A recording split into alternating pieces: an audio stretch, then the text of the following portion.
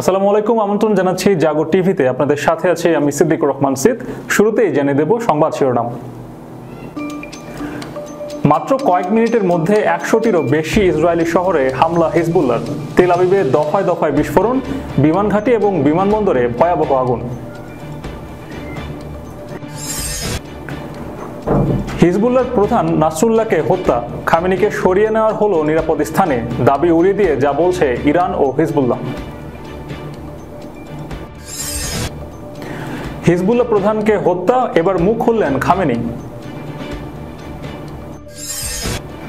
কাশ্মীর ইস্যুতে কঠোর হুঁশিয়ারি শাহবাজের, পাল্টা সতর্কতা ভারতের।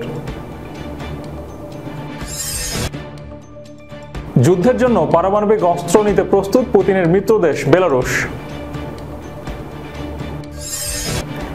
পিটিআই এর সমাবেশ ঠেকাতে রাওয়ালপিন্ডিতে দুদিনের জন্য ১৪৪ ধারা জারি। সেভেন সিস্টার্সের অরুণাচল নিয়ে ভারত চীন নতুন করে উত্তেজনা। দর্শক শুনছিলেন শিরোনাম, এবারে বিস্তারিত। হিজবুল্লাহ শনিবার এক বিবৃতিতে জানিয়েছে, মাত্র কয়েক মিনিটের মধ্যে ১০০টিরও বেশি শহর, গ্রাম এবং বসতিতে জোরদার হামলা চালানো হয়েছে। সাইরেনের শব্দ শোনা গেছে এবং ১ মিলিয়নেরও বেশি ইসরায়েলি বসতি স্থাপনাকারী সারা রাত আশ্রয় কেন্দ্র বা সুরক্ষিত কক্ষে কাটিয়েছে। সংগঠনটি আরও জানিয়েছে যে ইসরায়েলের রামাত ডেভিড বিমান ঘাঁটি এবং বিমানবন্দরে ডজন ডজন ফাঁদি ৩ রকেট নিক্ষেপ করেছে হিজবুল্লাহ। এছাড়া পশ্চিমে আল জালিল অঞ্চলেও কাবরি বসতিতে ফাঁদি ১ রকেটে হামলা চালানো হয়েছে। দক্ষিণ লেবাননে আল মায়াদিন সংবাদদাতা নিশ্চিত করেছেন যে লেবানন থেকে দখলকৃত উত্তর ফিলিস্তিনের দিকে কয়েক ডজন রকেট ছোড়া হয়েছে এবং উত্তরে বিভিন্ন বসতিতে সাইরেন বেজে উঠেছে। ইসরায়েলি সংবাদ মাধ্যমও জানিয়েছে যে হাইফার উত্তর পূর্বাঞ্চলের বিভিন্ন বসতিতে সাইরেন বেজে ওঠে এবং পূর্ব পশ্চিম ও মধ্য আল জালিলের অধিকাংশ এলাকাতেই সাইরেনের শব্দ শোনা গেছে। ইসরায়েলি সেনাবাহিনী জানিয়েছে তারা লেবাননের দিক থেকে আল জালিল অঞ্চলে ৭০টি রকেট নিক্ষেপ শনাক্ত করেছে এবং সেগুলো প্রতিহত করতে ক্ষেপণাস্ত্র নিক্ষেপ করেছে।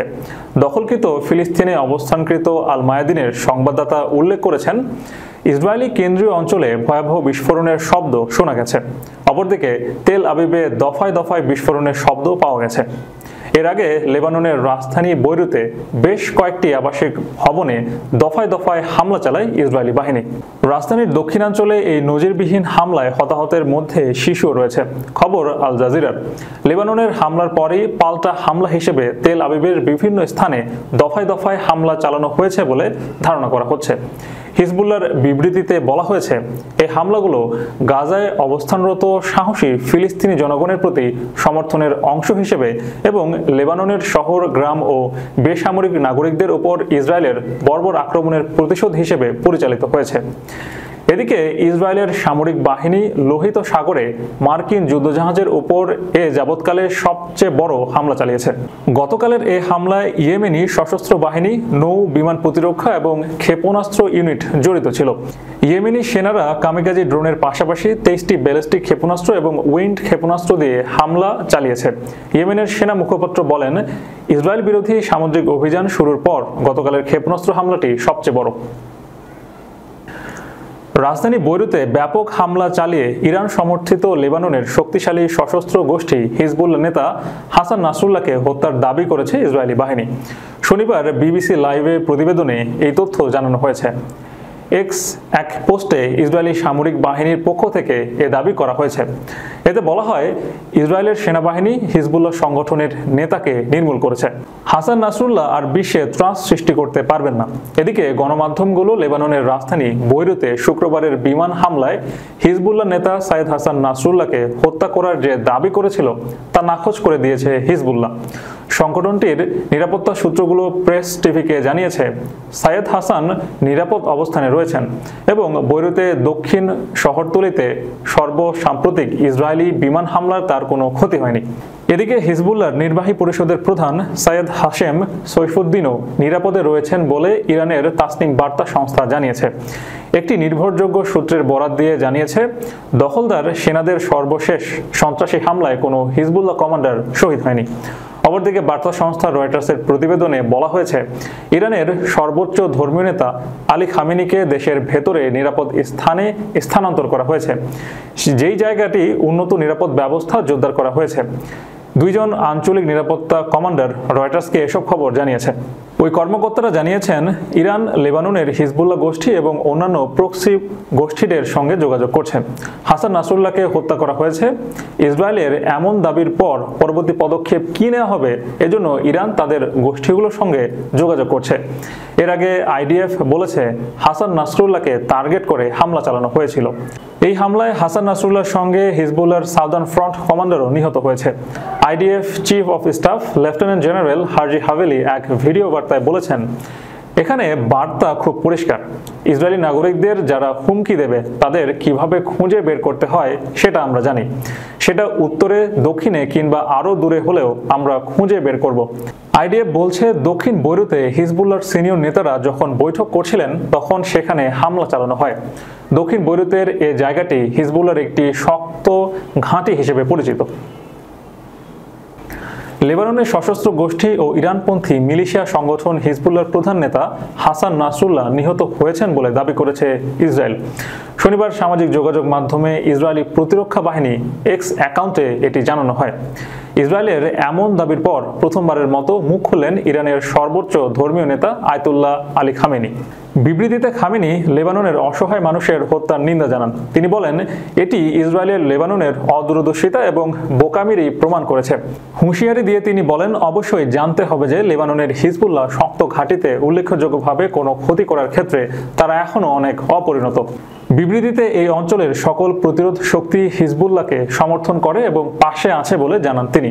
সেই সঙ্গে খামেনি সকল মুসলিমকে লেবাননের জনগণ ও হিজবুল্লাহর পাশে দাঁড়ানোর আহ্বান জানিয়েছেন। নাসরুল্লাহ হত্যার রিপোর্টের পর মুসলমানদেরকে ইসরায়েলের মোকাবেলা করার আহ্বানও জানান তিনি। জাতিসংঘের সাধারণ পরিষদে ভারত নিয়ন্ত্রিত জম্মু ও কাশ্মীর ইস্যু নিয়ে পাকিস্তানের প্রধানমন্ত্রী শেহবাজ শরীফ কড়া হুঁশিয়ারির পাল্টা প্রতিক্রিয়া জানিয়েছে নয়াদিল্লি। তারা জানিয়েছে, সীমান্ত সন্ত্রাসীদের অব্যাহত সমর্থন নিয়ে পাকিস্তান অনিবার্যভাবে নিজেদের করুণ পরিণতি ডেকে আনছে। শুক্রবার জাতিসংঘে নিযুক্ত ভারতের ফার্স্ট সেক্রেটারি ভাবিকা মঙ্গলানন্দন এই প্রতিক্রিয়া ব্যক্ত করেছেন। খবর এনডিটিভির। ভাবিকা মঙ্গলানন্দন বলেন, সীমান্ত সন্ত্রাসবাদেও পাকিস্তানের জড়িত থাকার দীর্ঘ ইতিহাস রয়েছে।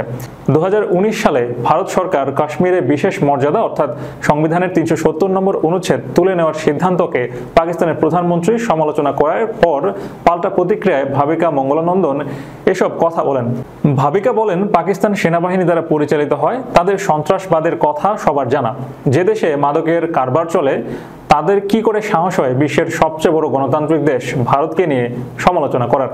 ভারতের এই প্রতিনিধি বলেন, পাকিস্তানের চিত্র আসলে কেমন তা সবারই জানা। এই প্রসঙ্গে তিনি 2001 এর সংসদ হামলা এবং 2008 সালে মুম্বাই হামলার কথা তুলে ধরেন। যুদ্ধের জন্য পারমাণবিক অস্ত্র নিতে প্রস্তুত পুতিনের মিত্র দেশ বেলারুশ। বেলারুশের প্রেসিডেন্ট আলেকজান্ডার লুকাশেঙ্কা বলেছেন, আমরা পারমাণবিক অস্ত্র নিতে প্রস্তুত আছি। ন্যাটো বেলারুশে প্রজাতন্ত্রে হামলার সঙ্গে সঙ্গে পারমাণবিক অস্ত্র ব্যবহার করা হবে। ছাত্রদের সঙ্গে বৈঠকের সময় তিনি শুক্রবার এ কথা বলেছেন। তিনি বলেন, আমি বলে আসি, বেলারুশে হামলা করা মানে তৃতীয় বিশ্বযুদ্ধ শুরু করা। খবর তাসের। সম্প্রতি রাশিয়ার প্রেসিডেন্ট ভ্লাদিমির পুতিন পারমাণবিক মতবাদের সংশোধনী এনে নিশ্চিত করেছেন যে রাশিয়া কিংবা বেলারুশের উপর হামলা হলে আমরা পারমাণবিক অস্ত্র ব্যবহার করব। বেলারুশের প্রেসিডেন্ট বলেন, পুতিন আমার কথা নিশ্চিত করেছেন, এটাই আমার বক্তব্যের সারমর্ম। তিনি বলেন, আমরা যদি পারমাণবিক অস্ত্র ব্যবহার করি তাহলে তারা প্রতিক্রিয়া জানাতে পারে। এটি ইতোমধ্যে একটি বিশ্বযুদ্ধ, পশ্চিমারাও এটি চায় না, তারা এর জন্য প্রস্তুত নয়। তবুও আমরা তাদের খোলাখুলি বলছি, রাষ্ট্রীয় সীমানা যদি তারা অতিক্রম করে তাহলে তাৎক্ষণিক প্রতিক্রিয়া জানানো হবে। পাকিস্তানের রাওয়ালপিন্ডি শহরে দুদিনের জন্য 144 ধারা জারি করেছে পাঞ্জাবের প্রাদেশিক সরকার। শনিবার পাকিস্তান তেহরিকি ইনসাফের বিক্ষোভ সমাবেশকে প্রতিহত করতে শহরের সব ধরনের জনসমাবেশও নিষিদ্ধ করা হয়েছে। সেই সঙ্গে সেখানে আধা সামরিক বাহিনীও মোতায়েন করা হয়েছে।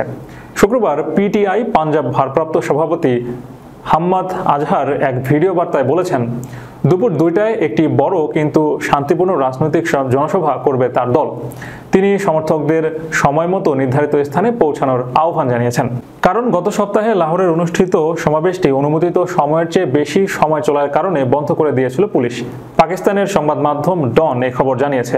প্রাথমিকভাবে রাওয়ালপিন্ডিতে সমাবেশ করার পরিকল্পনা করেছিল পিটিআই, কিন্তু শুক্রবার দলের প্রতিষ্ঠাতা ইমরান খানের ঘোষণা অনুযায়ী লিয়াকত বাগকে বিক্ষোভের স্থান নির্ধারিত করা হয়েছে।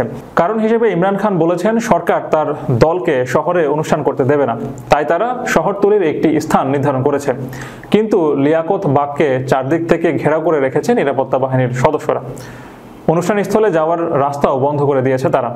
আশেপাশের ফৌজাবাদ, শামসবাদ, চাঁদনি চক, রেহমানাবাদ এলাকাগুলো অবরুদ্ধ করে রেখেছে তারা। শুধু তাই নয়, মেট্রো পরিষেবাও স্থগিত করেছে তারা। রাওয়ালপিন্ডি যাওয়ার সব রাস্তায় যানবাহন বন্ধ করে দেওয়া হয়েছে। যদিও পিটিআই নেতারা সব বাধা সত্ত্বেও সমাবেশের স্থানে পৌঁছানোর প্রতিজ্ঞা করছেন, কিন্তু এটি সহজ কাজ হবে না। একজন সিনিয়র পুলিশ কর্মকর্তা নিশ্চিত করে বলেছেন, কোনো যানবাহন শহরে প্রবেশ বা প্রস্থান করতে পারবে না, কারণ রাস্তাগুলো কন্টেইনার বা কাঁটাতারের মাধ্যমে বন্ধ করে দেওয়া হয়েছে। শহরের শান্তি নিশ্চিত করতেই এ ধরনের ব্যবস্থা নেওয়া হয়েছে বলে দাবি করেছেন পুলিশের ওই কর্মকর্তা। সেভেন সিস্টার্সের অরুণাচল নিয়ে ভারত চীন নতুন করে উত্তেজনা। অরুণাচল প্রদেশ নিয়ে ভারত ও চীনের মধ্যে ফের উত্তেজনা বাড়ছে। ভারত অরুণাচল প্রদেশের একটি চূড়ার নাম ষষ্ঠ দালাই লামার নামে রাখার সিদ্ধান্ত নিয়েছে। এর তীব্র বিরোধিতা করেছে চীন। ভারত সম্প্রতি অরুণাচল প্রদেশের একটি চূড়ার নাম ষষ্ঠ দালাই লামা সাংয়াং গিয়াংসোর নামে রাখার সিদ্ধান্ত নিয়েছে। এরপর অরুণাচল প্রদেশের ওপর আবারও নিজেদের অধিকার দাবি করল চীন। তারা ফের অরুণাচলকে চীনের ভূখণ্ড বলে দাবি করেছে।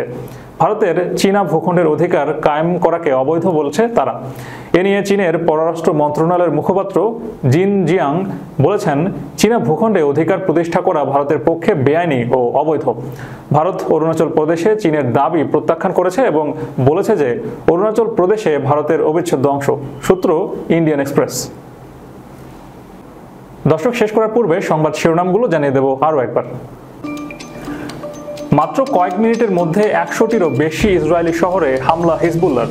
তেল আবিবে দফায় দফায় বিস্ফোরণ, বিমান ঘাঁটি এবং বিমানবন্দরে ভয়াবহ আগুন। হিজবুল্লাহর প্রধান নাসরুল্লাহকে হত্যা, খামেনিকে সরিয়ে নেওয়ার হলো নিরাপদ স্থানে, দাবি উড়িয়ে দিয়ে যা বলছে ইরান ও হিজবুল্লাহ। হিজবুল্লাহ প্রধানকে হত্যা, এবার মুখ খুললেন খামেনি। কাশ্মীর ইস্যুতে কঠোর হুঁশিয়ারি শাহবাজের, পাল্টা সতর্কতা ভারতের। যুদ্ধের জন্য পারমাণবিক অস্ত্র নিতে প্রস্তুত পুতিনের মিত্রদেশ বেলারুশ। পিটিআই এর সমাবেশ ঠেকাতে রাওয়ালপিন্ডিতে দুদিনের জন্য 144 ধারা জারি। সেভেন সিস্টার্সের অরুণাচল নিয়ে ভারত চীন নতুন করে উত্তেজনা। এই ছিল এখনকার মতো। এতক্ষণ আমাদের সাথে থাকার জন্য ধন্যবাদ সবাইকে। আল্লাহ হাফেজ।